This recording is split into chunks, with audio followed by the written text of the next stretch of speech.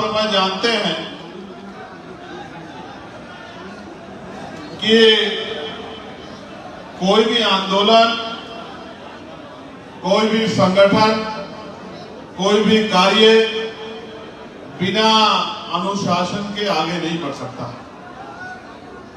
मैं ये भी जानता हूं कि ये जो नौजवान आगे आके बैठे हैं, ये बीच वाली पंक्ति में, ये वो नौजवान हैं जो उत्साह से तो भरे हुए हैं, लेकिन अभी अपनी जिम्मेदारी को समझ नहीं पाए।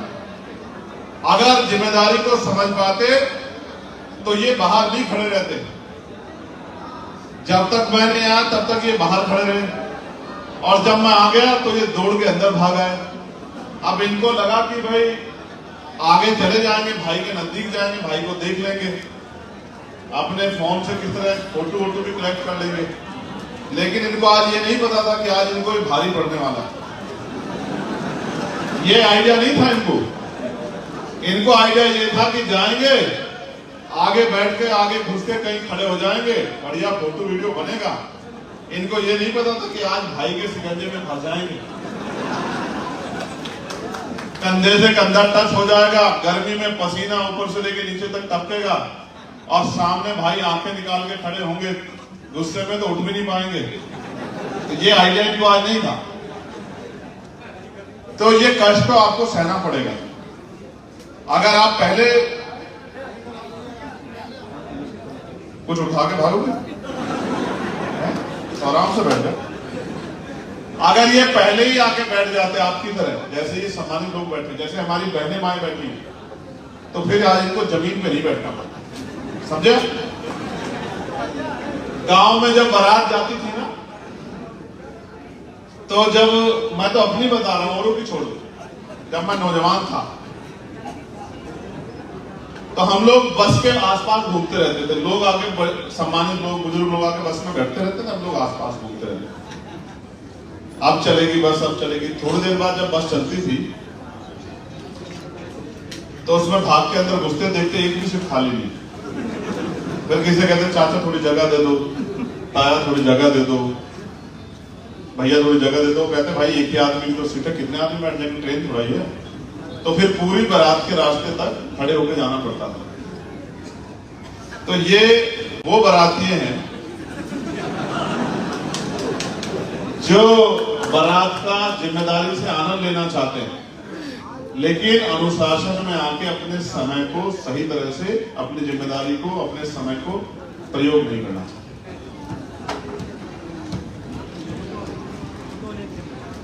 मैं ये सोचता हूं कि आप मुझसे बहुत प्यार करते हैं, लेकिन अगर आप मेरी बातों के साथ नहीं खड़े होंगे तो उस प्यार का कोई फायदा मुझे नहीं मिलेगा। फिर प्रयागराज जैसे हालात होंगे। कैसे? प्रयागराज जैसे हालात होंगे, इलाहाबाद जैसे। इसी छोटी सी लापरवाही में, छोटी सी गलतफहमी में फिर इलाहाबाद जैसे हालात होंगे। उन्हीं को रोकने के लिए आज मेरी सख्ती आप लोगों के ऊपर। मैं आज आपको इस मंच से कह रहा हूं, हम संविधान को मानने वाले लोग हैं, हमें कानून को अपने हाथ में नहीं लेना चाहिए। समझे आप? दुश्मन का काम है कि वो हमें तमाम तरह की साजिशों में, षड्यंत्रों में फंसाएगा, और वो कोशिश करेगा कि हम उनकी साजिश, षड्यंत्र में फंस जाएं। जो पुलिस के भाई सामने खड़े होते हैं वो भी तो हमारे बीच के लोग हैं।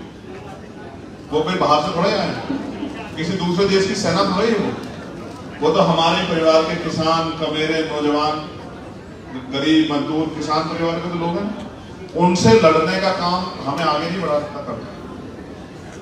तो आज से मेरी बात को गौर से सुनो कि कानून को किसी भी कीमत पे हाथ में नहीं लेना। संघर्ष करो, करना चाहिए, बड़े बड़े संघर्ष करो, बड़े बड़े आंदोलन करो, तमाम लड़ाई लड़ो, लेकिन संविधान के दायरे में होकर लड़ो। समझे? जब हम संविधान के दायरे में होकर लड़ेंगे तभी तो जीतेंगे ना। चलिए, धन्यवाद। प्यारे साथियों, बहराइच की ये क्रांतिकारी धरती यहाँ स्टेज पर उपस्थित हमारी पार्टी संगठन के सभी सम्मानितगण, उनके साथ साथ इस क्षेत्र से और उत्तर प्रदेश से बहुत सारे सम्मानित बहुजन समाज के महत्वपूर्ण पिलर मुझे यहाँ दिखाई दे रहे हैं। रामेश्वर पवन जी और तमाम उनके साथ वो साथी जिनको मैंने आज यहाँ देखा, जिन्होंने पार्टी की आर्थिक मदद की, मैं आप सबका धन्यवाद करता हूं। और मैं आपका भी बहुत बहुत धन्यवाद करता हूं, नौजवान भाइयों का, सम्मानित इस क्षेत्र के जिम्मेदार लोगों का, मुझसे बड़े बुजुर्गों का, मेरी मातृशक्ति का, जो इतनी बड़ी संख्या में यहाँ आज हमारी माए बहनें पहुंची, मैं आपका भी बहुत बहुत धन्यवाद करता हूं। कहते हैं कुदरत ने महिला को सबसे बड़ी शक्ति जो दी है वो धैर्य है। वो कहीं नहीं हिली, गर्मी उनको भी बराबर लग रही है, उन्होंने कोई परेशानी जाहिर नहीं की, वो कहीं खड़े नहीं हुए। हमें अपने और उनके अंदर पे आकलन तो करना चाहिए कि उनके अंदर धैर्य की कितनी बड़ी जो है विरासत कुदरत ने सौंपी और हमारे अंदर क्या बना। अच्छा सिपाही वो होता है जिसको जो जिम्मेदारी लगा दी जाए वो उस जिम्मेदारी पर खड़ा रहे। सेना का जवान जब बॉर्डर पे लग जाता है तो जब तक उसका विकल्प नहीं आता, जब तक उसका अल्टरनेट नहीं आता, तब तक वो चाहे उसकी ड्यूटी से ज्यादा समय हो जाए, वो अपनी जगह नहीं छोड़ता। अगर वो इस तरह जगह छोड़ने लग जाएगा तो देश की सीमाएं जो है सुरक्षित नहीं रहेंगी। वो देश का जवान है, सेना का जवान है। आप भी तो इस मिशन के जवान हो या नहीं हो बताओ? आप भी तो महापुरुषों के मिशन को आगे बढ़ाने के लिए संघर्ष कर रहे हो नहीं कर रहे हो बताओ? तो आपको भी अपनी जिम्मेदारी को समझना पड़ेगा। बैठ जाइए, जगह नहीं, आप पीछे रहते तो ज्यादा अच्छा होता। क्या हुआ बीच में आके आपको बताओ? कोई जगह ही नहीं, आप बताओ। आप आगे तो आगे मगर बैठो का। कोई नौजवान जगह दे दो, कोई नौजवान माओ बहनों का सम्मान करना सीखो, कोई नौजवान अपनी सर सीट दे दो, बिठा दो, बिठा दो। नौजवान तो बहुत, उसमें बहुत शक्ति है। वो माँ बहनों को नीचे ना बैठने दे, बिठा दे अपनी कुर्सी पे छोड़ के, और वो खड़ा हो जाए। ये तो इतना बल तो तुम्हारे अंदर होना चाहिए। बैठ गए, चले, धन्यवाद।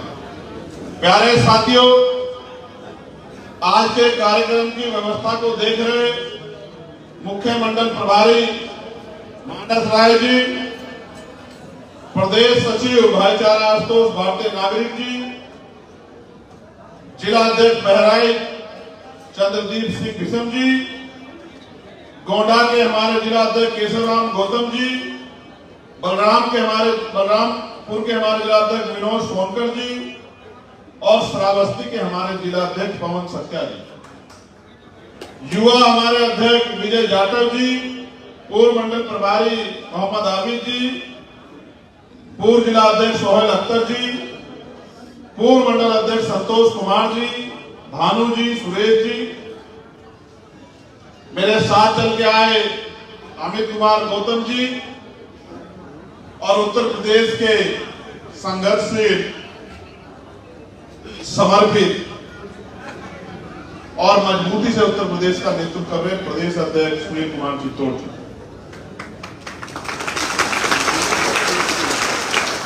पुलिस के भाइयों और मीडिया के साथियों, आज आपको भी बड़ा कष्ट उठाना पड़ रहा है। आप समझो, अगर मैं इनके लिए अच्छी व्यवस्था करता तो आपके लिए भी अच्छी व्यवस्था करता। अभी हमारा दल आर्थिक रूप से बहुत मजबूत नहीं है, वरना हम आपके लिए एसी वाली व्यवस्था करते। मन मजबूत है ना, मन मजबूत सफर। और यही नहीं, उत्तर प्रदेश में मुझे नहीं पता, आप लोग बता सकते हो, मैं आपको विश्वास दिलाता हूं कि पत्रकारिता करने वाले भाइयों की सुरक्षा और उनके रिटायरमेंट के बाद उनकी पेंशन की मजबूत व्यवस्था हम बिहार से ज्यादा करके देंगे। इस बात का मैं आपको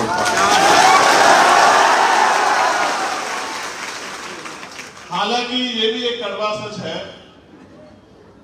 कि पत्रकारिता पे बड़े सवाल खड़े हो रहे हैं कुछ लोगों की वजह से। बहुत सारे पत्रकारों की मेहनत को, उनके संघर्ष को, जिस तरह का अगर वो किसी ताकतवर के खिलाफ उठा दे आवाज, किस तरह का जुर्म जाते न्याय सरकार के खिलाफ उठाने पर सहना पड़ता है, ये भी किसी छिपा नहीं। एक पत्रकार की हत्या भी हुई थी, आपको याद होगा, सड़क पे उसको गोली मारी गई, ये भी दिन देखने पड़ रहे हैं सीतापुर में। प्यारे साथियों, अब मैं अपनी बात को शुरू करता हूं और अपनी बात को शुरू करने से पहले बहुजन समाज में जन्मे सभी संतों, गुरुओं, महान पुरुषों को नमन करता हूं। और नमन करने के पीछे मेरा एकमात्र कारण है कि उनके विचारों पे चलना और उनके विचारों को जिंदा रखना।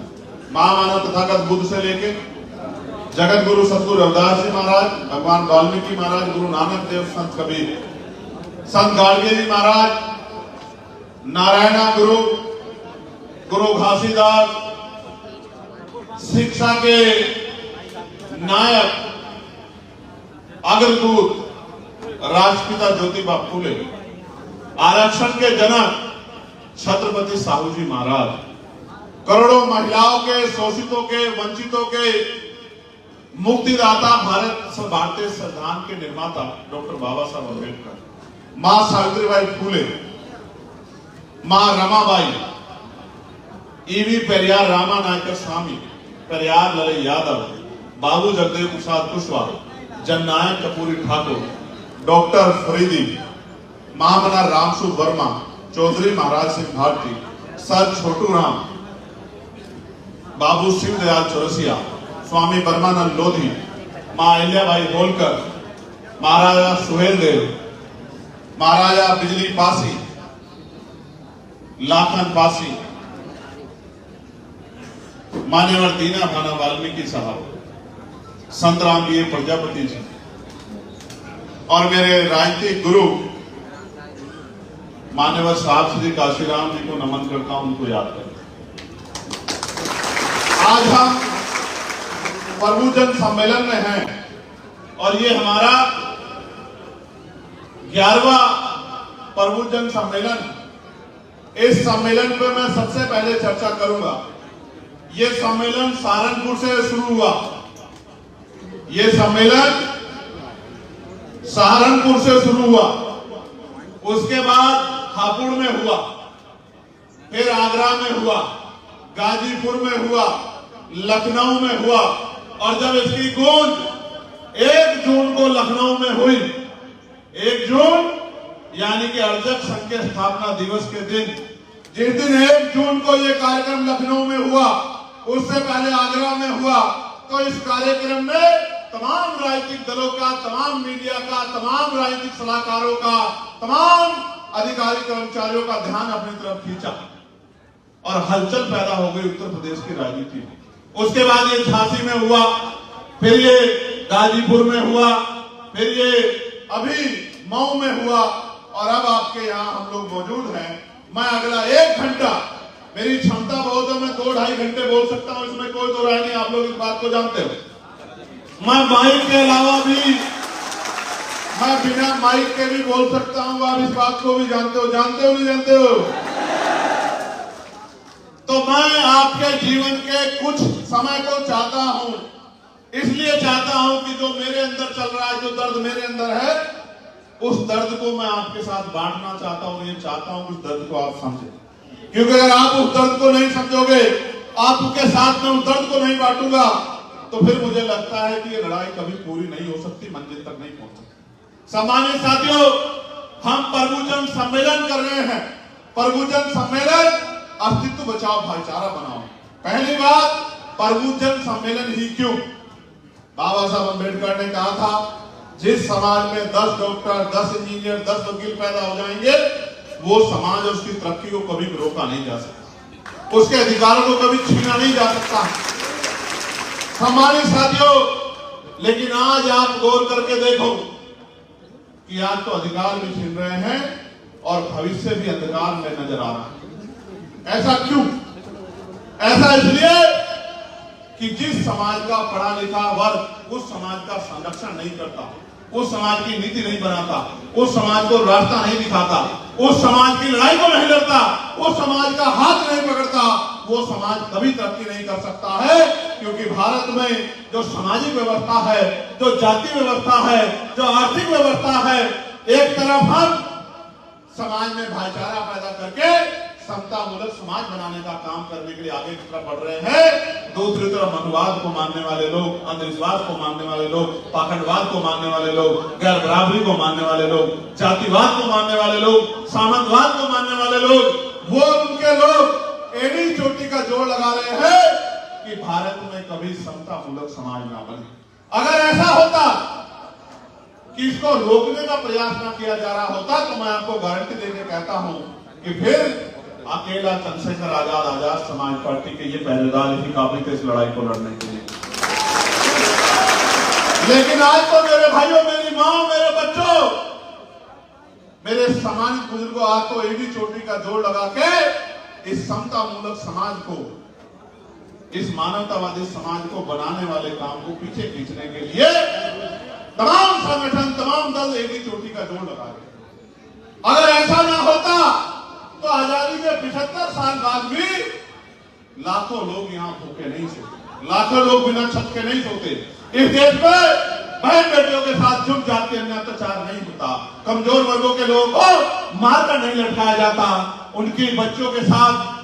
अभी बलिया की घटना मेरे याद है, मैं उसको भूला नहीं हूं। बलिया की घटना, उस 12 साल की बच्ची को क्या नहीं सहना पड़ा और अन्याय करके, सामूहिक रेप करके उसको लटका के मरने के लिए मजबूर कर दिया गया। मैं जब गया था बलिया का परिवार मेरे आगे आया, हाथ जोड़ के बैठ गया। मैंने तत्काल वहां के एसपी को फोन किया। वहां के एसपी ने मुझे विश्वास दिलाया कि चंद्रशेखर आजाद जी, मैं आपके जिले में रह के आया हूं, आपके पड़ोसी जिले में रह के आया हूं, आप मेरी बात को याद रखना, हम इन गुंडों को किसी कीमत पे छोड़ेंगे नहीं, कोई मौका आपको नहीं देंगे कि आपको शिकायत हो जाए। प्यारे साथियों, ये बात मैं आपसे इसलिए कह रहा हूं कि प्रबुद्धन सम्मेलन ही क्यों? क्योंकि आपने देखा होगा अब से पहले तो बहुत सारी पार्टियां प्रबुद्धन सम्मेलन करती थी, लेकिन उस सम्मेलन में एक ही जाति के लोग, एक ही धर्म के लोग कुर्सियों पे बैठते थे और सामने आम जनता बैठती थी और वो कुर्सी पे बैठ के मंच पे आके बताते थे कि आप कौन हो, आपको क्या करना है। क्यों बताते थे? क्योंकि ऐसा लगता था कि उन्हीं के पास ज्यादा ज्ञान है। लेकिन जब से भारतीय संविधान आया है तो हक वंचित समाज में भी डॉक्टर भी पैदा हुए, इंजीनियर भी पैदा हुए, वकील भी पैदा हुए, जज भी पैदा हुए, IAS IPS भी पैदा हुए, लेखक भी पैदा हुए, पत्रकार भी पैदा हुए। तो आज इस समाज को क्या हमसे कमी रह रही है, क्या हमें करना चाहिए, क्या हम कर रहे हैं, ये बात चर्चा हो जाए और इस चर्चा के बाद जो रास्ता निकले उस रास्ते पे हम सब लोग मिलकर चले और समाज में बदलाव, समाज की ताकत बने, समाज को हक अधिकार मिले, गैर बराबरी दूर हो। हमारी लड़ाई किसी जाति के खिलाफ नहीं है, किसी धर्म के खिलाफ नहीं है, किसी वर्ण के खिलाफ नहीं है। हमारी लड़ाई इस देश से जातिवाद खत्म करने की है, अंधविश्वास खत्म करने की है, पाखंडवाद खत्म करने की है। इस देश में मानवतावाद लाने की लड़ाई को हम लोग लड़ रहे हैं। जैसे गुरु घासीदास जी कहते हैं कि मन के एक समान, कि मानव मानव एक समान होते। एक ही प्रक्रिया से पैदा हुए लोग जात के आधार पर छोटे और बड़े नहीं हो सकते। मैं इस व्यवस्था को नहीं मानता। मैं मानता हूं कि हर कोई बराबर है और उसको बराबर का सम्मान मिलना चाहिए। मजदूरों को भी वही सम्मान मिलना चाहिए जो मालिकों को मिलता है। अगर मालिकों को सम्मान मिलता है, मजदूरों को नहीं मिलता है, तो मैं कह देना चाहता हूं इस बहराइच की धरती से, अगर मजदूर नहीं होगा तो कोई मालिक भी नहीं होगा। मेरी बात को आप याद रखें। मजदूर है जो पसीना बहाता है, मजदूर है जो खून बहाता है, मजदूर है जो इंडिया रगड़ता है, उसके बाद ये बिल्डिंगें बनती है। अगर मजदूर नहीं होगा तो मालिक भी नहीं होगा, और अगर मजदूर को सम्मान मिलेगा तो ही मालिक को सम्मान मिलना चाहिए। हमारी लड़ाई इतनी है कि महिलाओं का अपमान नहीं होना चाहिए, महिलाओं को नुकसान नहीं होना चाहिए, महिलाओं के साथ जुल्म जाति नहीं होनी चाहिए। सरकारें तो रोक नहीं पा रही। तो इसलिए हम ये मानते हैं कि बहुजन समाज में भी अच्छे लेखक, अच्छे चिंतक, अच्छे वकील, अच्छे नेता, अच्छे सामाजिक व्यवस्था को आगे बढ़ाने वाले लोग हैं। तो हम उनकी उस बात का खंडन करते हैं जो कहते हैं कि एक ही जाति, एक ही धर्म के लोग प्रबुद्धजन होते हैं।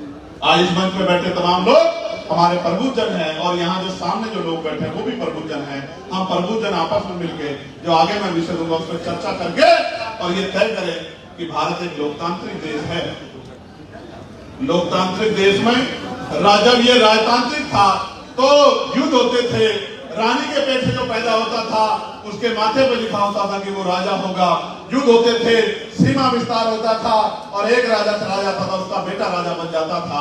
लेकिन जब बाबा साहब अम्बेडकर ने वोट का अधिकार दिलाया तो रानी का पेट चीर दिया और कहा आज के बाद राजा रानी के पेट से पैदा नहीं होगा, बैलेट बॉक्स से तैयार होगा, आपकी वोट से तैयार।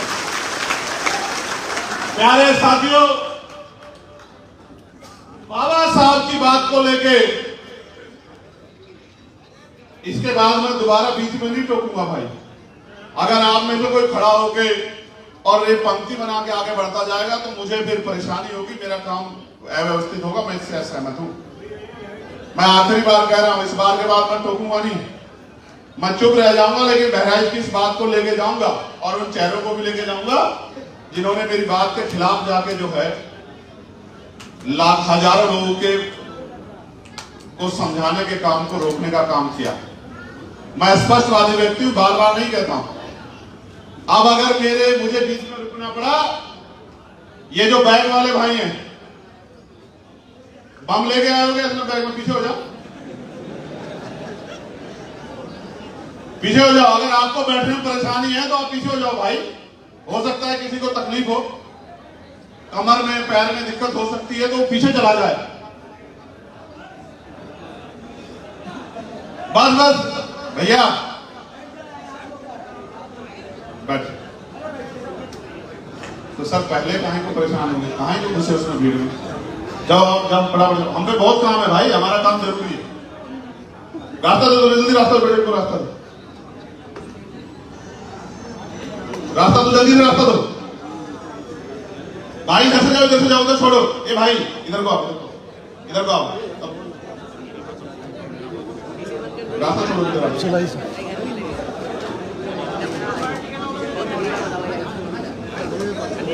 अब चलिए, जब हम खेत में काम करते हैं मजदूर, आपको याद है नहीं याद है, तपती गर्मी में सूरज नहीं कहता कि छाता ले लो, पसीना कहां से शुरू होता है कहां से निकलता है, इतना आसान थोड़ा ही है, इतना आसान नहीं समझ। चलिए मुद्दे पे बात करते हैं। तो राजतंत्र में तो ये संभव था, लेकिन आज भारत में राजतंत्र नहीं, लोकतंत्र है।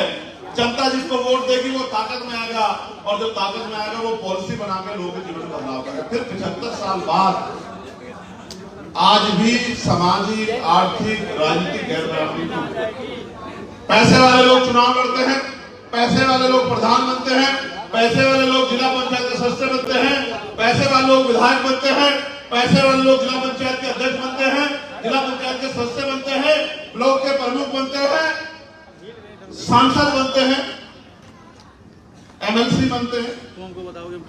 तो ये लोकतंत्र कैसे लोकतंत्र हुआ? अगर पैसे के दम पे सब लोग आगे बढ़ेंगे तो ये जनतंत्र हो सकता है, लोकतंत्र नहीं हो सकता। लोकतंत्र का मतलब तो यह है कि एक किसान, मजदूर, रिक्शा, ठेली, सब्जी बेचने वाले के बेटों को भी बराबर का अधिकार होना।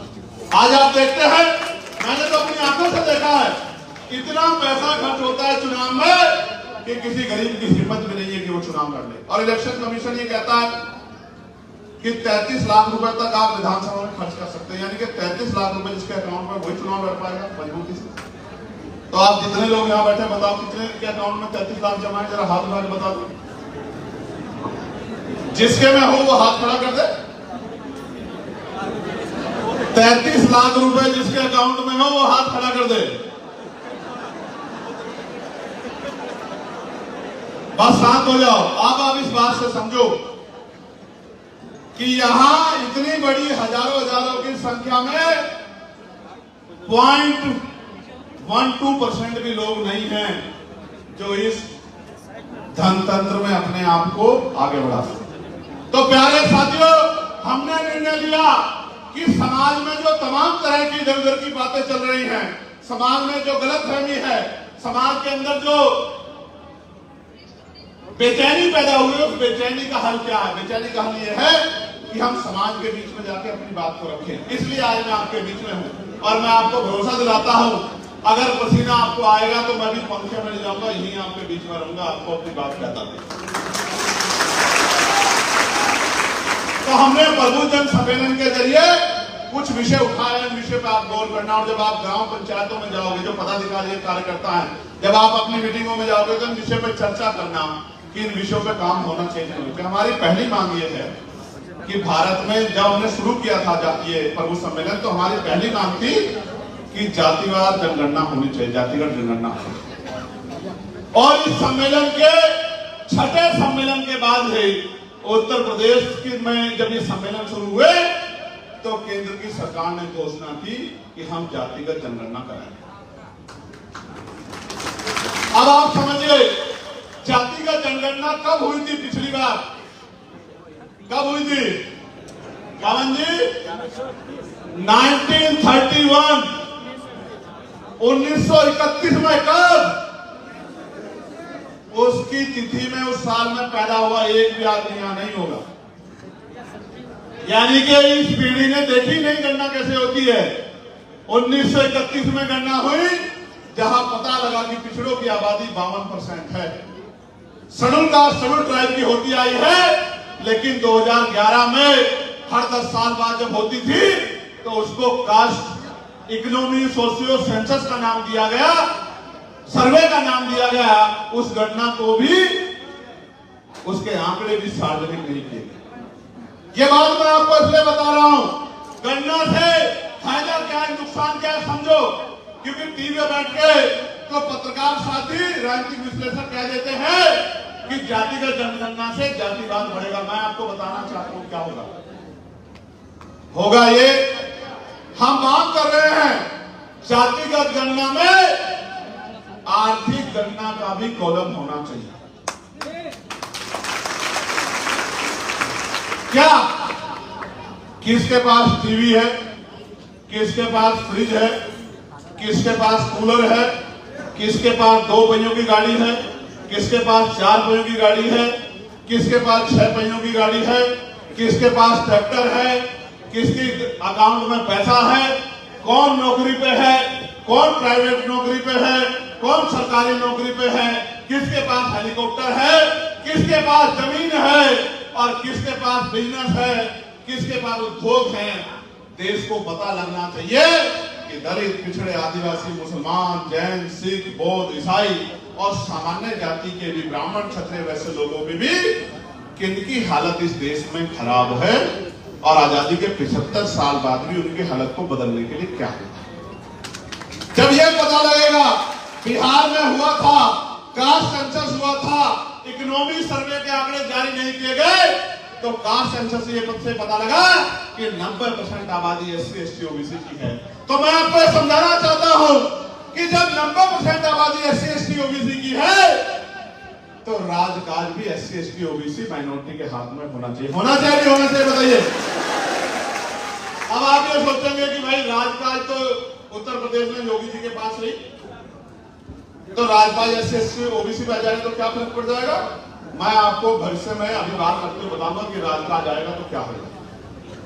प्यारे साथियों, हम ये मांग कर रहे हैं कि 52% OBC को 52% आरक्षण की व्यवस्था इस देश में होनी चाहिए।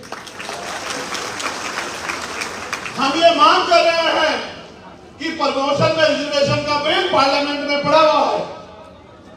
वो बिल जो समाजवादी पार्टी के सांसद, जो मेरी लोकसभा नगीना से यशवीर जी जीत के आए थे, शेड्यूल कास्ट के थे, उन्होंने उस बिल को लोकसभा में फाड़ दिया था। वो कहते हैं ना, हमें तो अपनों ने लूटा, गैरों में कहां दम। हमारी पीठ में छुरा तो अपनों ने घूपा। अगर समाजवादी पार्टी के सांसद भाई यशवीर वो बिल नहीं फाड़ते तो SC, ST के कर्मचारियों को जो प्रमोशन में रिजर्वेशन मिल रहा था वो इस देश में बंद नहीं हो। सम्मानित साथियों, अगर मैं उनकी जगह होता तो अपने SC, ST के भाइयों से नफरत नहीं करता। मैं कहता इस बिल को और विस्तृत कर लो, SC, ST के साथ OBC को भी प्रमोशन में आरक्षण का लाभ मिले। लेकिन दिल छोटा है तो SC, ST के प्रमोशन का बिल फड़वा दिया। और जो सत्ता में बैठी थे भाजपा कांग्रेस, वो तो कभी चाहती नहीं थी कि SC, ST के कर्मचारियों को प्रमोशन मिले। उसके बाद डिमोशन हुए और कितने अधिकारियों को, कर्मचारियों को खून के आंसू रोने पड़े, ये SC, ST के कर्मचारी जानते। तो हम तो मांग कर रहे हैं, आपको याद होगा पार्लियामेंट में प्राइवेट मेंबर बिल लेके आया था मैं, क्योंकि संख्या हमारी कम है तो उस पर चर्चा नहीं करा पाया। इंट्रोड्यूस मैंने उसको करा दिया था। प्राइवेट मेंबर बिल लेके आया कि जिस तरह से निजीकरण बढ़ रहा है, सरकारी नौकरियां खत्म हो रही, सरकारी डिपार्टमेंट खत्म हो रहे हैं, अभी सामाजिक गैर बराबरी जारी है, तो SC ST OBC के लोगों को निजी क्षेत्रों में भी आरक्षण मिलना चाहिए। बिल में पार्लियामेंट में लेके आया था। मेरे अलावा पार्लियामेंट में कोई इस बिल को लेके नहीं आ पाया, ना ही किसी ने हिम्मत जुटाई, ना ही किसी ने सोचा कि SC ST OBC के नौजवान बेरोजगार घूम रहे बच्चों के बारे में हमें सोचना चाहिए, जो पढ़ लिख के सोच रहे हैं कि हमारा भविष्य क्या है। सामान्य साथियों, आरक्षण पर जिस तरह का हमला हो रहा है, मैं प्रभुजन से भी पूछना चाहता हूं, आपसे पूछना चाहता हूं, आरक्षण क्या है? मैं इसका उदाहरण आपको बताता हूं। एक जवान आज मुझे मिला था, CRPF का नहीं, सॉरी, CISF का जवान था। मैंने उससे पूछा क्या आपके परिवार में कौन कौन है? तो बोला भैया 4 बहन भाई है। मैंने कहा क्या क्या करते हैं? तो बोला भैया मेरा दूसरा भाई जॉब करता है, सरकारी नौकरी, मैं CISF में हूं, मेरी 2 बहनें हैं, गवर्नमेंट स्कूल में टीचर हैं।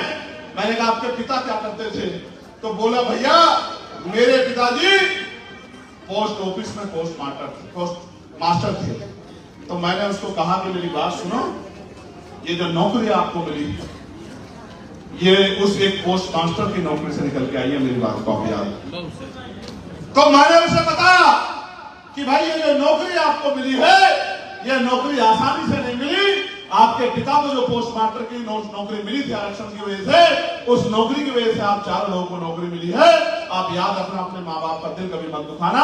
उसने मुझे कहा कि मेरे माँ बाप ने भैया कुछ नहीं कमाया, मेरे पिता ने सिर्फ और सिर्फ शिक्षा पर जोर दिया और हमको पढ़ाने का काम किया और हमने मन लगा के पढ़ने का काम किया, जिसकी वजह से आज हम 4 बहन भाई नौकरी पे हैं। मैं आपको बताना चाहता हूं, आरक्षण से सिर्फ नौकरी नहीं मिली है, सिर्फ नौकरी नहीं मिली, आरक्षण ने हमें हथियार दिया है कि हम पढ़े लिख के डॉक्टर, इंजीनियर, IAS IPS वकील जज बन सके और सिस्टम में बैठ के अपने लोगों को उनका मनोबल बढ़ा के आगे बढ़ने के लिए प्रेरित कर सके। मैं आपको एक कहानी सुनाता हूं।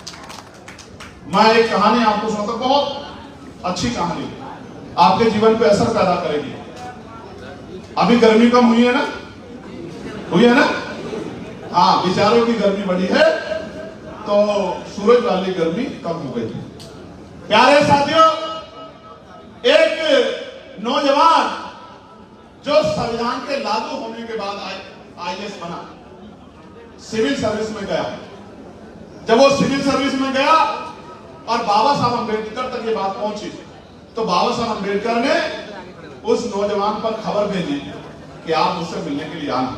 उस समय बाबा साहब अम्बेडकर समाज में जा जाके समाज को पे बैक टू सोसाइटी, यानी कि समाज को वापस करो, जिस समाज से निकल के आए हो उस समाज का हाथ पकड़ो, उस समाज को ताकत दो, उस समाज को रास्ता दिखाओ, उस समाज का नेतृत्व करो, पे बैक टू सोसाइटी का आंदोलन चला।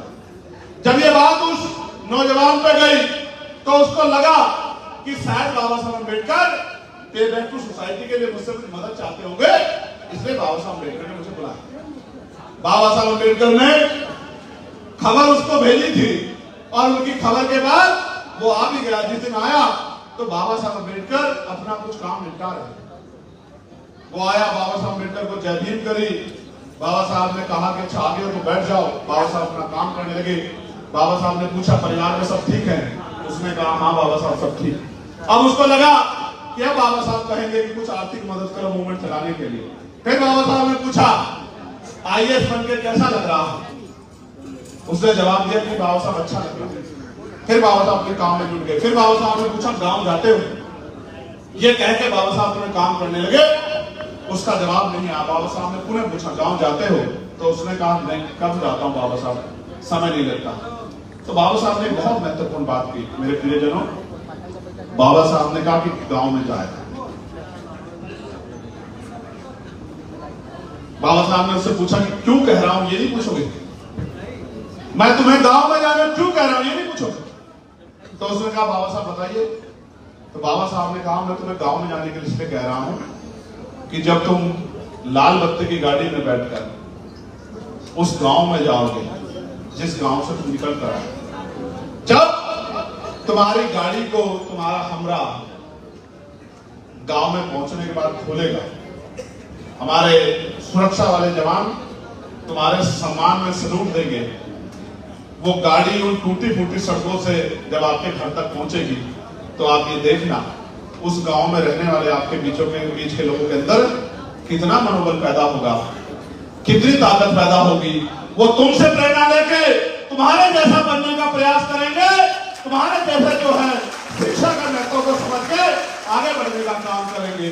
बाबा साहब अम्बेडकर ने कहा, मैंने तुम्हें मदद के लिए नहीं बुलाया, मैंने तुम्हें इसलिए बुलाया है कि जब तुम जाओगे अपनी बात को रखोगे तो वो जो आपके बीच के लोग हैं, जिनके बीच में पले बड़े हो, वो भी शिक्षा के महत्व को समझेंगे और आपके जैसा बनने का प्रयास करेंगे। और जब वो आपके जैसे बनने का प्रयास करेंगे तो शायद आपके जैसे ना बने, लेकिन आपके आसपास जरूर पहुंचेंगे, उनमें बहुत बड़ा बदलाव होगा। इसलिए मैं आपसे कह रहा हूं कि जो पढ़ा लिखा प्रबुद्धजन समाज यहाँ बैठा है, मैं आपके सामने बात रखते हुए कह रहा हूं कि आरक्षण जो है वो हमारा हथियार है। उस हथियार को पहले तो क्लास 1 क्लास 2 में पूरा होने ही नहीं दिया, 3-4 में पूरा हुआ भी, वो हथियार को भी छीनने का, लूटने का पूरा प्रयास सरकार ने किया। और हम क्या कर रहे हैं? हम क्या कर रहे हैं? हम सिर्फ नारा लगा रहे हैं, फोन में वीडियो बना रहे हैं, झंडा उठा रहे हैं और घर में पढ़ के सो रहे हैं, फोन में सिर्फ रील देख रहे। मैं यहां खड़ा हूं बहराइच में आपके सामने, अगर मैं 100-200 हजार किलोमीटर दूर होता तो फोन पे आप मुझे सुनने से समझ आता। जब मैं यहां खड़ा हूं, मुझे यहां सुनने की बजाय फोन निकाल के रिकॉर्डिंग कर रहे हो। इन रिकॉर्डिंग को सुनने का समय है आप लोगों के पास? जब मास्टर स्कूल में पढ़ाता है और जो बच्चा इधर उधर ध्यान रखता है, इधर उधर ध्यान लगाता है, इधर उधर झांकता है, इधर उधर देखता है, आपस में बात करता है, उसकी समझ में कुछ आता है क्या? फिर जब पेपर आता है तो क्या करता है? वो कभी इस कॉपी में झांकता है, कभी इस कॉपी में झांकता है। कुछ तो लायकी पैदा करो, या सारी जिंदगी नालायक रहोगे।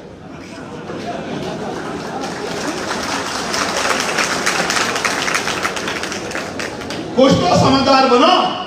अगर मैं 1000-2000 किलोमीटर दूर से खड़ा होके इंस्टाग्राम पे, फेसबुक पे, यूट्यूब पे, टीवी पे बैठ के कुछ कह रहा होता तो तब तुम लोग सुन लेते, समझ आता। लेकिन आप तो मैं आपके बीच में खड़ा हूं, फिर भी फोन निकाल के मेरी बात को महत्ता देने की बजाय रिकॉर्ड कर रहे हो, जैसे इस रिकॉर्डिंग से तुम्हें बहुत कुछ मिलने वाला है।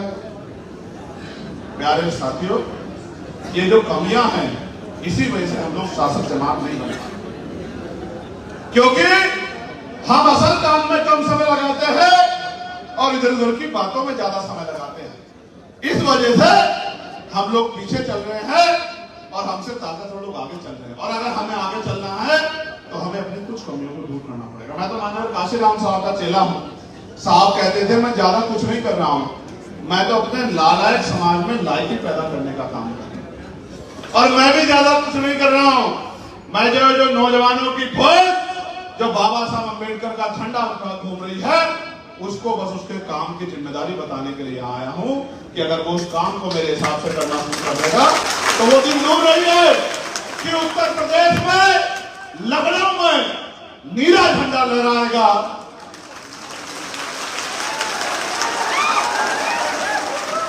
और जो आज आपके बीच में बैठा है, इस मंच पर बैठा है, जमीन पर बैठा है, एक गरीब का बेटा भी विधानसभा जाएगा, विधान परिषद जाएगा, लोकसभा जाएगा, राज्यसभा। क्योंकि वोट डालने में कोई पैसा नहीं लगता। अगर आपने लायकी पैदा कर ली समाज के अंदर, जाके लोगों को तैयार कर लिया, विचार पैदा कर दिया, उनके अंदर संघर्ष पैदा कर दिया, तो फिर वो वो दिन दूर नहीं। अगर आपने भाईचारा पैदा कर दिया कि वोटों वालों का राज आएगा और नोटों वाले हार जाएंगे। मेरी बात और अगर ऐसे ही घूमते रहे, ऐसे ही नारा लगाते रहे, मोटरसाइकिल डांट के,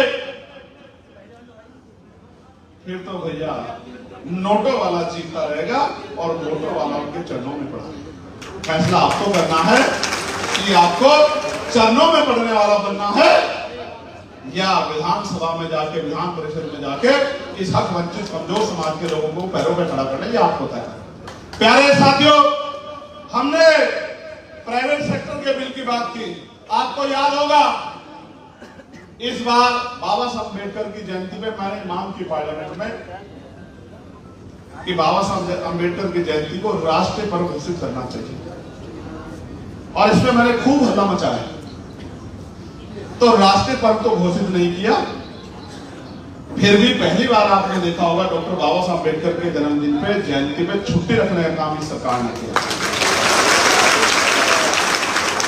ये बात मैं आपको इसलिए बता रहा हूं कि जब मैं नगीना से चुनाव लड़ रहा था तो तमाम मीडिया के लोग, तमाम विपक्षी दल के लोग, तमाम सत्ता पक्ष के लोग कहते थे कि अकेला चंद्रशेखर क्या करेगा, ये तो भीड़ में दिखेगा भी नहीं, इसको तो कोई बोलने भी नहीं देगा, ये तो भीड़ में गुम हो जाएगा। आज आप बताओ, आपका चंद्रशेखर पार्लियामेंट में अलग दिखाई देता नहीं दिखाई देता, बताओ। मैंने बहुत दिन पहले एक नेताजी को कहा था, जब उन्होंने मुझे धोखा दिया, मैंने उनसे कहा था जिसमें दम होगा वो पत्थर का सीना चीर के निकलेगा। मेरी बात को आप याद रखें। मेरी ताकत पैसा नहीं है, मेरी ताकत अगर कोई है तो ये तमाम लोग, मेरी माँ बहनें, मेरे बड़े बुजुर्ग, मेरे नौजवान साथी, जिनका प्यार आशीर्वाद मेरे साथ है, जिनकी वजह से इस लड़ाई को लड़ने की हिम्मत मुझे मिलती है। दोनों हाथ भागे एक बार मुझे आशीर्वाद और सहयोग करो। प्यारे साथियों, प्रभु जन सम्मेलन के जरिए हमने मांग उठाई है और उन मांगों को आप तक पहुंचा रहा हूं। 2-3 मांगे मैंने आपको बता दी है। आज आप अपने जिले का अखबार खोलना, यहां से जाने के बाद कोई दिन ऐसा नहीं होता कि SC ST OBC के लोगों पे, मुसलमानों पे जुर्म जाति अत्याचार नहीं होता। कोई दिन ऐसा नहीं होता। आप अखबार पढ़ लो, YouTube देख लो, टीवी देख लो, कहीं चले जाओ, सब जगह पे खबर मिलेगी। और अन्याय अत्याचार तो एक बात है, अन्याय अत्याचार होने के बाद कार्रवाई भी नहीं होती, ये भी किसी से छिपावा नहीं, बिल्कुल छिपावा नहीं। मैं आपसे पूछना चाहता हूं, क्या हमारा जन्म अन्याय अत्याचार सहने के लिए हुआ है? जोर से बताओ, क्या हमारा जन्म अन्याय अत्याचार सहने के लिए हुआ है, या फिर अन्याय अत्याचार को खत्म करके और समता मूलक समाज बना के मानव एक समान के नारे को मजबूत करते हुए इज्जत सम्मान की जिंदगी के लिए हुआ है? बताइए, किस चीज के लिए हुआ हमारा जन्म? स्वाभिमान सम्मान से जीने के लिए, जुर्म जाति सहने के लिए? बताइए। तो मान सम्मान मांगने से तो नहीं मिलता, मांगने से तो ठीक मिलती है। अगर मान सम्मान चाहिए तो फिर संघर्ष का जज्बा भी पैदा करते हैं। और कहते हैं संघर्षों के साय में घनघोर जवानी पलती है और इतिहास उधर झुक जाता है जिस ओर जवानी चलती है। मुझसे कहते हैं चंद्रशेखर तो नौजवान है, नौजवान है, अभी तो बहुत समय लगेगा। मैंने उनको कहा कि मुझे ऐसा कुछ सीखना है जिसमें समय लगे। मैं तो एक ही बात जानता हूं कि मेरे पिता ने मुझसे कहा था, जीवन में आए हो तो कुछ ऐसा करके जाना कि आपको जाने के बाद लोग आपको याद रखें। एक बार जीवन मिला है, ऐसा करके जाना कि आपके जाने के बाद लोग याद रखे। मैं उस काम को भी आगे बढ़ाने का काम कर रहा हूं, और जो महापुरुषों का कर्ज हम लोगों पे, जिसकी वजह से इज्जत की जिंदगी मिली है, उस कर्ज को उतारने का भी काम कर रहा हूं। मैं आपसे पूछना चाहता हूं, तमाम पार्टियों ने कहा, भारतीय जनता पार्टी जब 2014 में लोकसभा का चुनाव लड़ रही थी तो इन्होंने कहा था मंडल कमीशन की सिफारिश से लागू करेंगे। कहा था नहीं कहा था? बताइए मेरे भाइयों, कहा था नहीं कहा था? बताइए। लेकिन आप बताओ, मंडल कमीशन की सिफारिश से लागू की लोगों? आपको तो ये भी नहीं पता होगा, नौजवानों, सीनियर लोगों को पता होगा कि जब मंडल कमीशन का आंदोलन चल रहा था, उस मंडल कमीशन का ये आंदोलन कमजोर पड़ जाए इसके लिए कौन आपके विरोध में खड़ा था और कौन आपके समर्थन में खड़ा था, ये भी नहीं पता। कभी पिछड़ों के अधिकारों का, अपने भाइयों के अधिकारों का विरोध SC ST के भाइयों ने, मुस्लिम भाइयों ने नहीं किया है। इस बात का भी इतिहास गवाह है। आप मंडल कमीशन का आंदोलन पढ़ लेते, हमारे पिछड़े वर्ग के भाइयों को हक मिले। मैं आपसे पूछना चाहता हूं कि 52% पिछड़ों को 52% आरक्षण मिले, इसमें आपका कोई विरोध है? दोनों हाथ बात बताओ, समर्थन करते हो ना? अब देखो, मैं भी ये बता रहा हूं सुरपंच जी, SC ST OBC माइनॉरिटी के लोग एक दूसरे के विरोधी नहीं, और सामान्य जाति में भी जो संविधान को मानने वाले लोग हैं वो भी किसी के हक अधिकार के विरोधी नहीं। जो इस देश की हिस्ट्री को जानता है उनको पता है कि देश में SC ST OBC के लोगों ने हजारों साल तक जुर्म जाति अन्याय अत्याचार प्यारे साथियों, एक आखिरी मांग ये है, आप बड़ी जिम्मेदारी से बताइएगा। मैं तो ईवीएम से चुनाव जीता, लेकिन जनता ये चाहती है कि ईवीएम से चुनाव ना हो, बैलेट पेपर से चुनाव हो। जो लोग चाहते हैं, गौर से सुनना, मीडिया के लोग कैमरा चलाएंगे, बाद में ऐसा मत कर देना कि गलत के साथ हाथ खड़ा कर लो। मैं आपसे पूछना चाहता हूं, जो लोग चाहते हैं ईवीएम से चुनाव हो, वो हाथ खड़ा कर लें। यही समझा रहा हूं, यही होता आया है। कहा कुछ जाता है, करते बहुत, और अपनी अपनी नालायकी पे हंसते भी बहुत हो। वाह जी वाह, बहुत हंसते हो, कितने खुश हैं। ये देखो, यही बता रहा हूं। और फिर कहते हैं कि हमारे साथ जुल्म जाते अत्याचार हो रहा है। गंभीरता है नहीं, गंभीरता नहीं है, समझदारी दिखाते नहीं है, लापरवाही करते हैं, तमाशबीन बनते हैं, अधिकार लूट रहे हैं और मुस्कुराते भी हैं। तो भैया, जब आप ये सब खुद ही करते हो तो आपको दूसरे की जरूरत कहां पहुंचे कि वो आपको नुकसान पहुंचाए। मैं दोबारा पूछ रहा हूं, जो ईवीएम से चाहते हैं चुनाव हो, वो हाथ खड़ा कर लें, और जो चाहते हैं, ईवीएम वाला तो एक भी नहीं दिख रहा है, कोई नहीं है। अच्छा चलो, जो बैलेट पेपर से चुनाव चाहते हैं वो दोनों हाथ खड़ा करें। मीडिया के भाइयों को कहूंगा, ये जरूर दिखाना कि बैलेट वाले कितने हैं।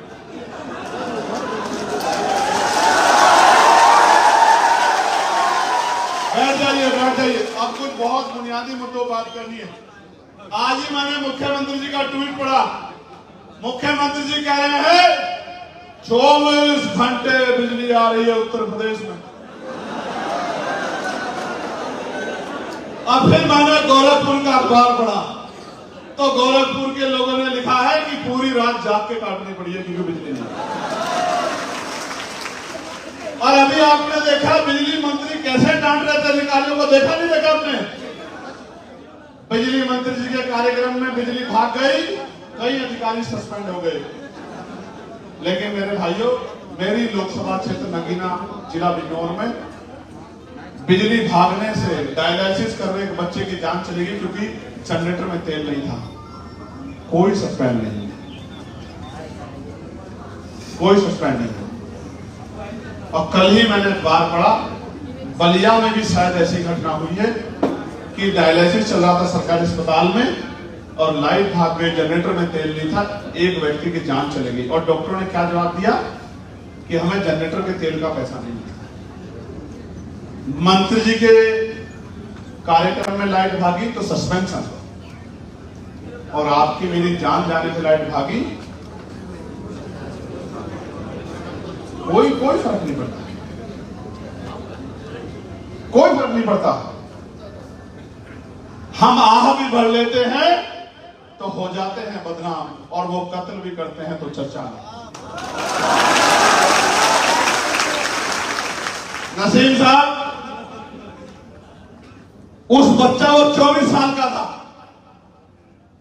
लोगों के लिए एक व्यक्ति गया है, लेकिन उस परिवार के लिए पूरी दुनिया गई। उसकी मां से पूछना जिसने उसको 9 महीने पेट में रखा था, उसके पिता से पूछना जिसने अपना पेट काट काट के उसको आगे बढ़ाने का काम, उसके भाई से पूछना जिसने अपने हिस्से का भोजन उसको दे दिया, उस बहन से पूछना जिसने उस भाई के जरिए अपने जीवन के हजारों सपने देखे थे, उसके बच्चों से पूछना जिन्होंने पिता का साया खो दिया, उसकी पत्नी से पूछना जिसने अपना हम सफर खो दिया। उनके लिए वही सब कुछ था, उनकी दुनिया था, लेकिन सरकार के लिए वो एक आप है। प्यारे साथियों, आपको जानकारी होगी, मैंने पार्लियामेंट में कहा था और आज वो बात सामने आ रही है। मैंने कहा था जब तक नेताओं के, मंत्रियों के, विधायकों के, सांसदों के, प्रधानों के, प्रधान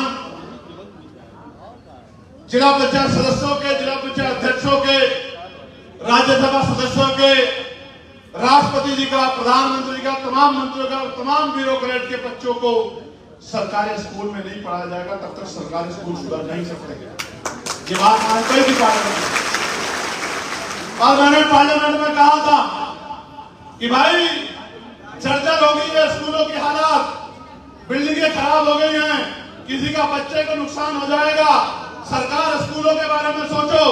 लेकिन आपको जान के बड़ा दुख होगा, झालावाड़ राजस्थान में छत गिर गई, 7 बच्चे चले गए और कई बच्चे घायल। ये बात ये मुझे दिखती है, ये मुझे दिखती है जो उत्तर प्रदेश में पैदा हुआ है, जो नगीना से सांतों से दिखती है, लेकिन राजस्थान की सरकार को नहीं दिखती है, राजस्थान के गैर जिम्मेदार लापरवाह नेताओं को, मुख्यमंत्री को नहीं दिखती है। वो बच्चे गरीबों के बच्चे थे, उनके बच्चों के जितने कोई मोल नहीं है। अगर वही बच्चे विधायक के होते, सांसद के होते, मंत्री के होते, वही बच्चे जिलाधिकारी के होते, एसएसपी के होते, तो वो स्कूल और स्कूल में पढ़ाने वाले लोगों को, स्कूल में लापरवाही करने वाले लोगों को ऐसी सजा मिलती कि सब लोग याद रखते। अमीर को नुकसान पहुंचता है तो कानून बदलते हैं, और गरीब को नुकसान पहुंचता है तो मजाक बनती है। मेरे प्यारे भाइयों, उत्तर प्रदेश तो उनसे भी आगे चल रहा है। उत्तर प्रदेश के मुख्यमंत्री मर्द के नाम पे 27,000 स्कूल बंद कर रहे हैं। कितने? आप बताओ, सरकारी स्कूल में किसका बच्चा पढ़ता है, अमीर का या गरीब का? किसान, मजदूर, कमजोर वर्गों के बच्चे सरकारी स्कूल पढ़ते हैं, और मुख्यमंत्री उनको बंद कर रहे हैं कंपोजिट स्कूल के नाम पे कि हम एक ही स्कूल को primary, junior, high school, inter college बना देंगे, सुविधाएं लाएंगे। मैं आपको एक आंकड़ा बताता हूं मीडिया के भाइयों, मैं बहराइच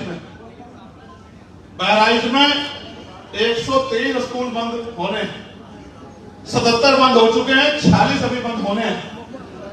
और कितने कंपोजिट स्कूल खुले ये भी सुन लो। कंपोजिट स्कूल तो नहीं खुले, 150 कंपोजिट शराब की दुकान खुली। शांत हो जाओ, तालियों में आवाज दब जाएगी, शांत हो जाओ, सुन लो। नशे की दुकानें खुली है 386, जिसमें देसी शराब की दुकान है 235, कंपोजिट शराब की दुकान है 150, और भांग के ठेके हैं 31। आगे बढ़ो, गोंडा जिले की सुनो, 157 स्कूल बंद हुए हैं, देसी शराब के ठेके खुले हैं 209। कंपोजिट स्कूल तो नहीं खुले गोंडा में, कंपोजिट शॉप जरूर खुली है शराब की 134, मॉडल शॉप खुली है 7, और भांग की दुकानें खुली है 41। टोटल खुले हैं 391।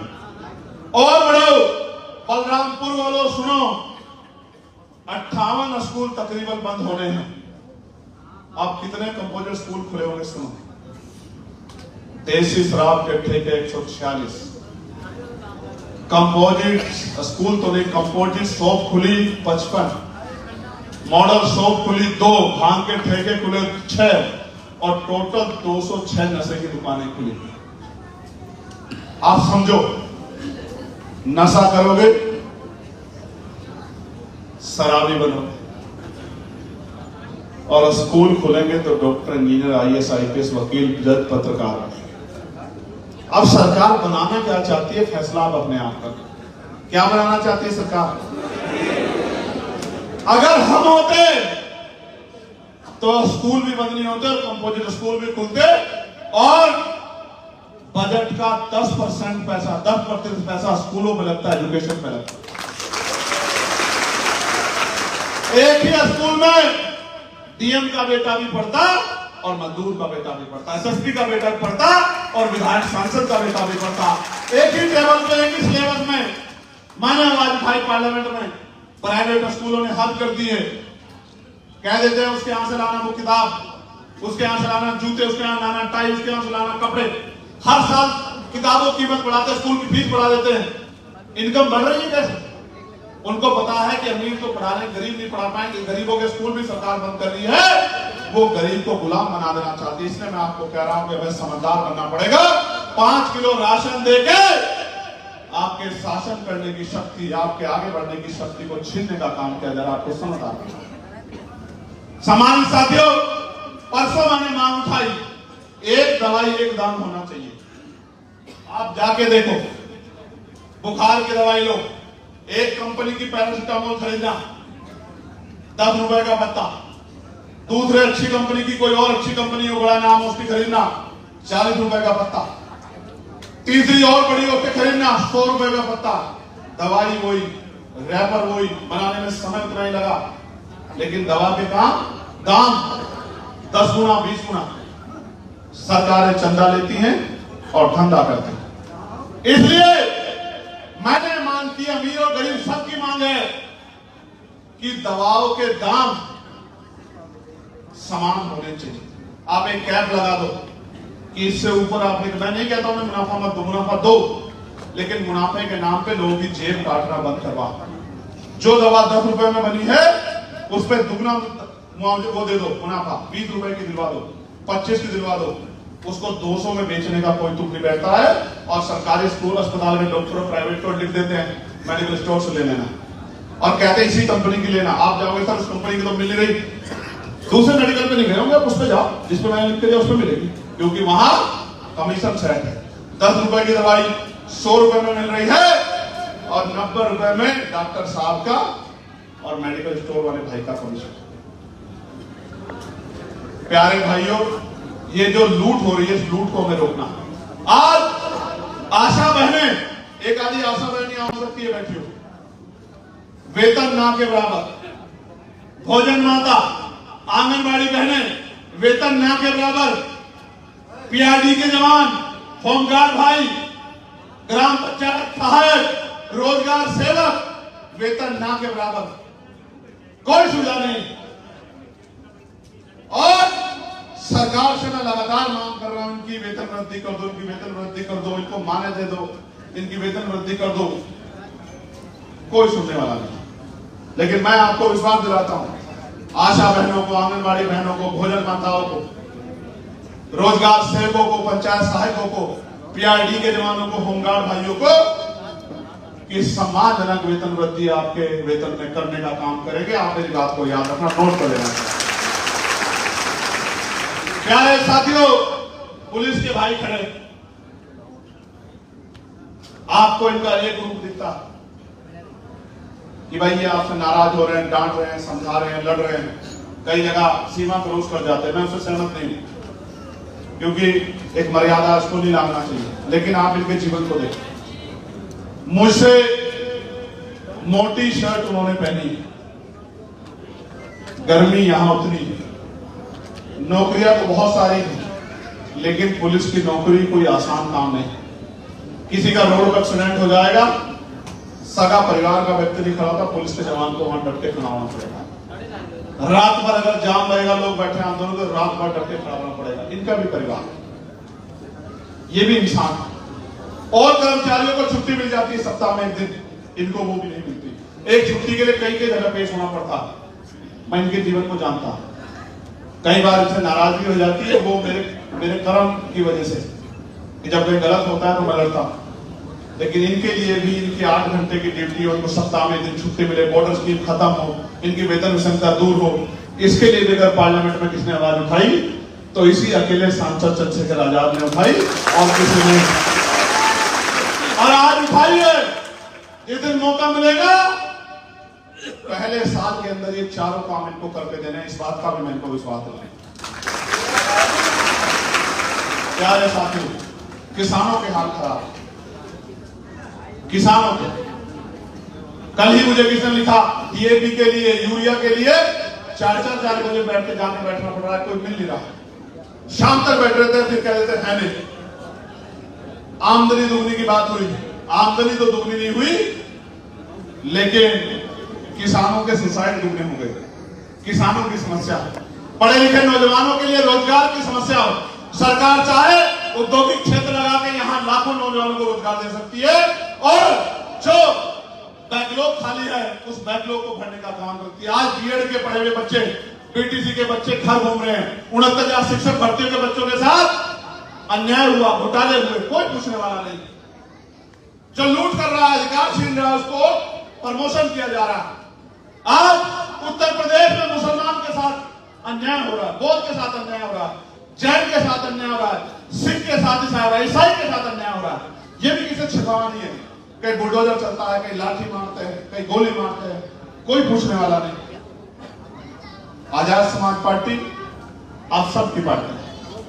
और जब मैं नगीना लड़ने के लिए यार, लोग कहते थे चंद्रशेखर तो कहां जीत जाएगा आज, लेकिन जनता जिताने वाली होती है, जनता ताकत देने वाली होती है। नगीना की जनता ने तय करके कहा कि हमें चंद्रशेखर आजाद को आगे बढ़ाना है, और उन्होंने वोट की ताकत दी, तो बड़े बड़े दल, बड़े बड़े गठबंधन ठगबंधन बन गए। मैं आपसे कहना चाहता हूं, ये 5 मिनट मेरे, इन 5 मिनट में अपने फोन बंद करके सिर्फ मेरी तरफ देखो। मैंने 16 महीने जेल काटी, मेरी लड़ाई नहीं थी, मेरे गांव की लड़ाई नहीं थी, मेरे रिश्तेदार की लड़ाई नहीं थी, मेरे परिवार की लड़ाई नहीं थी।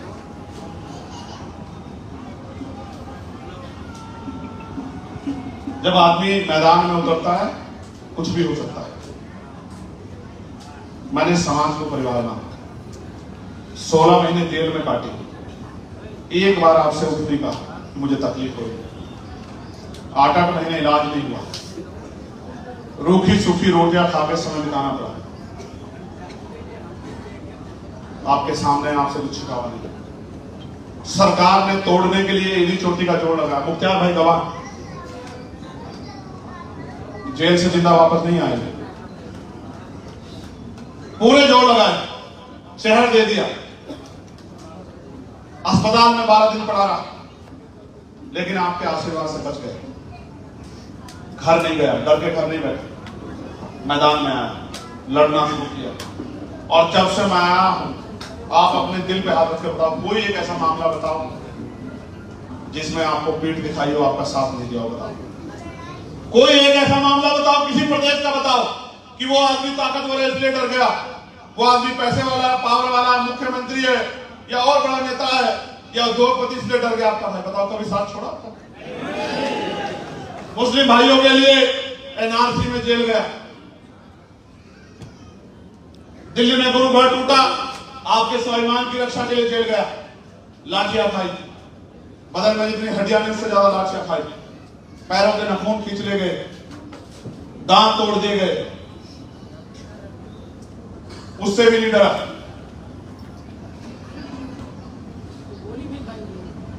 इससे भी मन नहीं भरा तो गोली चला दी। मैंने किसी की जमीन दबाई है क्या? क्यों चली गोली? उनको पता है कि अगर ये ताकतवर होगा तो हम अन्य अत्याचार नहीं कर पाएंगे, हम इनको खून के आंसू नहीं मिलाएंगे, इसलिए गोली चला दी। गोली भी आपके आशीर्वाद से, माओ के, बहनों के, गुरुओं, संतों के, आप बड़ों के प्यार से गोली से भी बच गए। आपने वोट की इज्जत से, अपनी मेहनत की कमाई से पैसे भेज के चुनाव लड़ा के लोकसभा में जीता। अब मैं आपके बीच में आया, अगर आप लोगों ने अगले 1.5 साल 17-18 महीने अगर सच में मुझसे प्यार करते हो तो ये 18 महीने मुझे दे दो। घर से निकलो, ये मत सोचो मुझे कोई देख रहा नहीं देख रहा, मेरा कहीं फोटो आ रहा नहीं आ रहा, मेरा कहीं नाम हो रहा नहीं हो रहा चेहरे,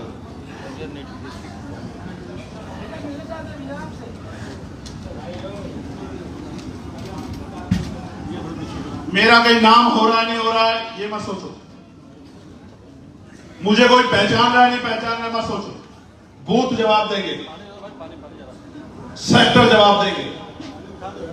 घर से निकलो, अपना गांव तैयार करो, भाईचारा पैदा करो,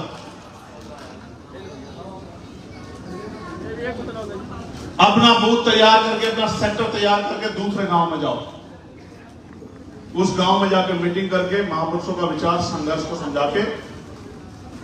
और एक बात जो मैंने आपसे कही थी कि राजकाज होगा तो क्या होगा, गौर करके सुनो। बिजली के दाम कौन तय करता है? जोर से बताओ। पानी के दाम कौन तय करता है? पेट्रोल के दाम कौन तय करता है? डीजल के दाम कौन तय करता है? उद्योग धंधे कहां लगेंगे कौन तय करता है? नौकरी आएगी नहीं आएगी कौन तय करता है? किस विभाग में नौकरी आएगी कौन तय करता है? अच्छे स्कूल कहां बनेंगे कौन तय करता है? अच्छे कॉलेज कहां बनेंगे कौन तय करता है? अच्छे हॉस्पिटल कहां बनेंगे कौन तय करता है? उद्योग धंधे कहां लगेंगे कौन तय करता है?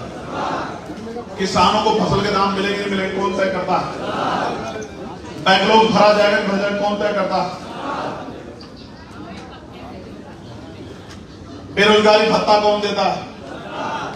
जुल्म जाति होने पे जो अधिकारी जुल्म जाति नहीं रोक पाता उस पर कार्रवाई कौन करता है? अच्छी सड़कें कौन बना सकता है?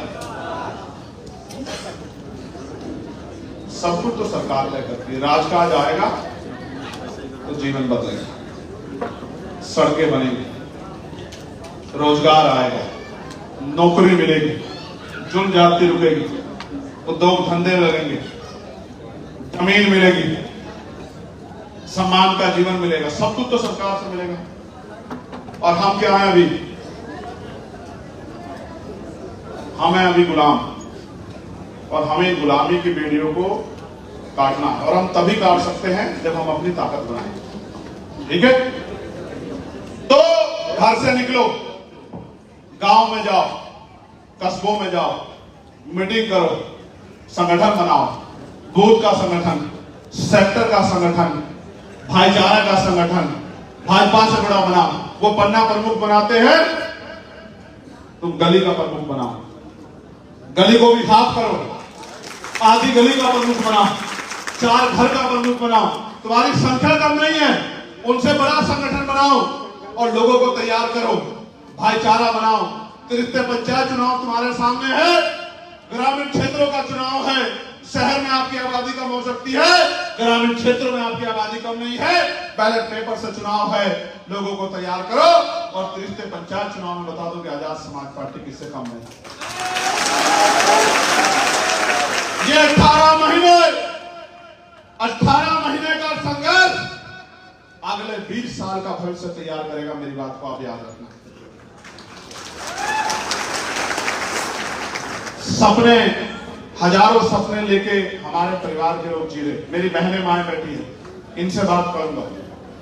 आप में से जो हवाई जहाज में सफर किया, जिन लोगों ने जरा हाथ उठाना, बहनों माओ, चुप हो जाओ। जिन्होंने किया वो हाथ खड़ा कर लो। चलो महिलाओं के लिए, आप महिलाओं के दोनों कान खुले रखो, वरना गलत जगह हाथ उठा लोगे। चलो हवाई जहाज महंगा होता है, हेलीकॉप्टर में तो क्या होगा, हेलीकॉप्टर वाले हाथ उठा लो। नहीं, ट्रेन के एसी वाले डब्बे में किसने सफर किया है? ये एक उदाहरण है मेरे भाइयों, नौजवान भाइयों। ये मेरे घर के लिए, आपके घर के लिए, मेरी उन माओं के लिए जो आपके घरों में जिन्होंने आपको पैदा किया, उन बहनों के लिए जो जिनको पीछे रखा जाता कि आप आगे बढ़ जाओ। ये हम सबके मुंह तमाचा है। हम जिस जगह में पैदा होते हैं वहीं मर जाते हैं। क्यों नहीं पंख लगे हमें आप तक? क्यों गरीबों को, प्रधानमंत्री तो कहते चप्पल, हवाई चप्पल वाला हवाई जहाज का सफर करेगा, क्यों नहीं हुआ सफर वो? क्योंकि प्रधानमंत्री जी सिर्फ कहते हैं, सिर्फ कहते हैं, और हमें करना है। क्या करना है? वो कहते हैं और हमें करना है। ये भी हवाई जहाज में बैठेंगे, ये भी हेलीकॉप्टर में बैठेंगे। ये मेरी बात को आप याद रखें। असल लड़ाई यह है कि साधन संसाधन कुछ लोगों के हाथ में नहीं रहेंगे। साधन संसाधनों का बंटवारा होगा, वो आखिरी घर तक जाएगा। आप चेक करवा के अपने गांव में जाना मेरे प्यारे भाइयों, जाके अपने पड़ोसी का घर देखना, अपना घर देखना। 70% घर ऐसे होंगे SC ST OBC के, माइनॉरिटी के, मुस्लिम भाइयों के, जिनके घरों में प्लास्टर नहीं हुआ। जाके चेक करना। क्यों? हमने जो कुछ बनाया संघर्ष करके बनाया। हमारे दुख को किसने दुख नहीं समझा, हमारे आंसू किसने आंसू नहीं समझा, हमारे भूखे पेट को किसने भूखा नहीं समझा। सिर्फ हमसे काम लिया है। अब आपकी बारी, अब आपकी बारी, अब आपकी बारी, आपकी बारी, आपकी बारी, अब आपकी बारी कि राजकाज लाओ, ताकत बनाओ, सुख सुविधा लो, सम्मान का जीवन लो, किसी को सताओ मत, लेकिन जानवरों जैसा जीवन भी मत जियो। हमारी गलियों में जाकर देखो, कीचड़ भरा होगा, निकलने की जगह नहीं होगी, पानी भरा हुआ होगा। सरकारी स्कूल में कम सुविधाएं क्यों? सरकार तो कहती है, नेता कहते हैं बहुत अच्छी व्यवस्था की, जनता के लिए बहुत अच्छे स्कूल खोले, तो अपने बच्चों को क्यों नहीं पढ़ाते उसमें? सरकारी अस्पताल जनता के लिए बनाते हो, अपना इलाज क्यों नहीं कराते उसमें? क्यों? क्योंकि वो कहते हैं, और हमें वो क्या कहते हैं? वो कहते हैं और हमें, जोर से बताओ, जोर से बताओ, जोर से बताओ। और ये कहते हैं कि जब कोई करने में आ जाता है तो दुनिया की कोई ताकत उसको नहीं रोक सकती। मेरे प्यारे भाइयों, करते हो नहीं करते हो मुझसे प्यार बताओ, करते हो नहीं करते हो बताओ, जोर से बताओ, तो बताओ मेरी बात पे पहरा दोगे या नहीं दोगे? बताओ, मेहनत करोगे, संगठन बनाओगे, मजबूत करोगे, भाईचारा बनाओगे, ताकत बनाओगे, रिश्ते पंचायत चुनाव में रिजल्ट दोगे। लोग कहते हैं कि चंद्रशेखर आजाद तो पश्चिम में है, उनका दल तो उधर ही है। ये बात झूठी कर दोगे नहीं कर दोगे? इस बात सामने मेरे प्यारे भाइयों, ताकत बनेगी तो अवसर बनेगा। और ये सेमीफाइनल है 2027 का, सेमीफाइनल है तीसरे पंचायत चुनाव। मेरे बाद पैसे वाले लोग आएंगे, लंबे कुर्ते वाले लोग आएंगे, बड़ी गाड़ियों वाले लोग आएंगे और आपसे आगे कहेंगे चंद्रशेखर की बातों में मत आओ, चंद्रशेखर ये कर रहा है। आप बताओ, चंद्रशेखर आपके खिलाफ काम कर रहा है या आपके लिए काम कर रहा है? बताओ, दोनों हाथ उठा के बताओ। तो इन अमीरों को चंद्रशेखर से दिक्कत क्या है? इनको चंद्रशेखर से दिक्कत नहीं है, इनको आपसे दिक्कत है, क्योंकि चंद्रशेखर आप में से एक है, इसलिए इनको दिक्कत है। इनको लगता है अमीर आएगा तो अमीरों के लिए काम करेगा और कोई गरीब का बेटा आएगा तो गरीबों के लिए काम करेगा, इस बात से इनको दिक्कत है। मैं आपको वचन देके कहता हूं, इतनी ईमानदारी से काम करेंगे कि कोई सवाल नहीं खड़ा कर पाएगा, और सवाल अगर खड़ा करेगा तो सिर्फ आपकी आंखों में धूल झोंकने के लिए झूठा सवाल खड़ा करेगा। सच्चा सवाल जिस दिन खड़ा होगा आप समझ लेना कि आपके नेता में कहीं ना कुछ कमजोरी आ गई। जिस दिन गोली लगी थी उस दिन ये तय कर लिया था कि जीवन का एक एक क्षण, लहू का आखिरी कतरा, आखिरी सांस महापुरुषों को मिशन में लगा देनी है। उस दिन के बाद पीछे पलट के नहीं देते। मैं आपको कहना नहीं चाहता, लेकिन आपको बता रहा, मेरे सगे बड़े भाई की डेथ हुई, ताऊ जी के बेटे की, मैं घर नहीं गया। मैं नौजवानों को बता रहा हूं, मेरी सगी भाभी की डेथ हुई, मैं घर नहीं गया। मेरे बहनों को हार्ट अटैक हुआ, मैं घर नहीं गया। मेरे छोटे भाई को कोमा में चला गया, मुझसे छोटा, मैं घर नहीं गया। बहुत कुछ चला गया, लेकिन मैं घर नहीं गया। मैं आपको इसलिए नहीं बता रहा कि दुख तकलीफ है, इसलिए बता रहा हूं कि मैं घर इसलिए नहीं जा रहा हूं कि आपके घरों के हालात सुधारने, इसलिए घर नहीं जा रहा। और अगर आपने मेरी बात पे पहरा देकर मेहनत कर ली, मैं लिख कर देता हूं कि 2027 का 1 साल पूरा होने पे, जब 2028 का सूर्य निकलेगा, मेरी बात को याद रखना, दिल्ली वाले डर जाएंगे, डर जाएंगे, याद रखना मेरी बात। क्योंकि जब तक चैन से नहीं बैठेंगे, जब तक महापुरुषों का पूरा सपना नहीं पूरा करेंगे। आप बताओ, इस लड़ाई में मदद करोगे नहीं करोगे? किसी की बातों में तो नहीं आओगे? मेहनत करोगे? हर चौराहे पे बात पहुंचाओगे? ठीक है। मैं मीडिया के भाइयों का भी धन्यवाद देता हूं। अच्छा चलाओ, बुरा चलाओ, लेकिन चलाओ। ये देख लेते हैं आपकी वजह से मुझे 2 घंटा पसीना बिल्कुल तर कर दिया आपने। हाँ, अच्छा, और किसी ने क्या बोला था? धन्यवाद दूंगा मैं आपका। यहाँ का मीडिया भी बहुत मजबूत है। मैं आपसे एक आग्रह कर रहा हूँ, मुझे 5-7 मिनट इनसे बात करनी है, आप अपनी जगह छोड़ना मत, क्योंकि अगर ये कैमरा घुमा के दिखाएंगे तो ये कहेंगे सेकंड के बाद कहीं वो उसके भाइयों ने मान ली, उसके परिवार ने। अगले 10 मिनट अपनी जगह नहीं छोड़ना, हल्ला नहीं करना। जो मेरी एक एक बात सुनिए कैमरे के जरिए दूर तक जाए। कर दोगे नहीं कर दोगे मदद? अगली 5-7 मिनट चैन से बैठे रहो। कोई बात हो जाए अपनी जगह में छोड़ना, बिल्कुल हल्ला मत करना, जिससे इनको खबर लग जाए।